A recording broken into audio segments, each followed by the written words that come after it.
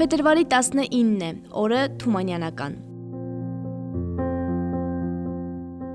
Թումանյանը գրել է իր կյանքի գրեթե ամբողջ ընթացքում, գրել կանանց ու տղամարդկանց, մեծերի ու փոքրերի համար, դարձել բոլոր ժամանակների լավագույնը։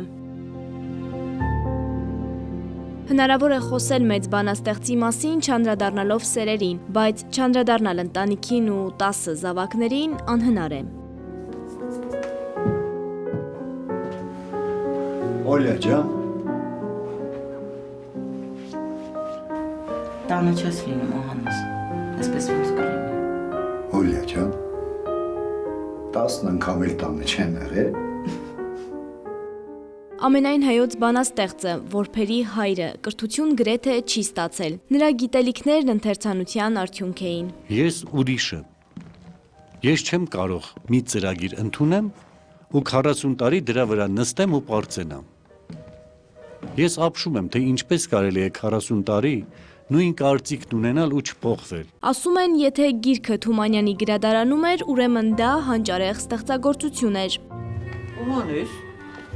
ես ինչ եղար այն։ Տղիք ջան եկել եք, ձեր հոգուն մեռնեմ,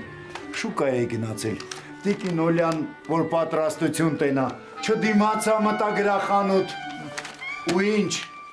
Պետերբուրգից գրականություն էին ստացել, ամբողջ գումարով գրքեր եմ արել։ Սա է պատճառը, որ գրողի ծննդյան օրը դարձել է գիրք նվիրելու օր, առիթ ևս մեկ անգամ մոտենալու ընթերցանությանը։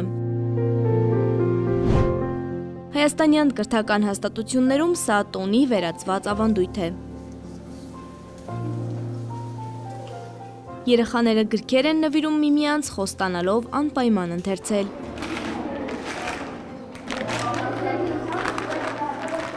Ինձ նվիրեցին աշխարհի շուրջը 80 օրում։ Ես շատ եմ սիրում ընթերցանություն, ես ընթերցելով ձեռք եմ բերում նոր գիտելիքներ։ Գիրք նվիրելու օրը առիթ է ևս մեկ անգամ զբաղվելու ընթերցանությամբ, հիշելու վերջին կարդացած գիրքն ու նորովի բացահայտել այն։ Օրվան ընթառաջ Արմալուրը փորձեց պարզել քաղաքացիների սիրելի ստեղծագործություններն ու կարդացած գրքերը։ Ո՞րն է ձեր վերջին կարդացած գիրքը։ Արևելյան ճեպընթացը շատ եմ սիրում,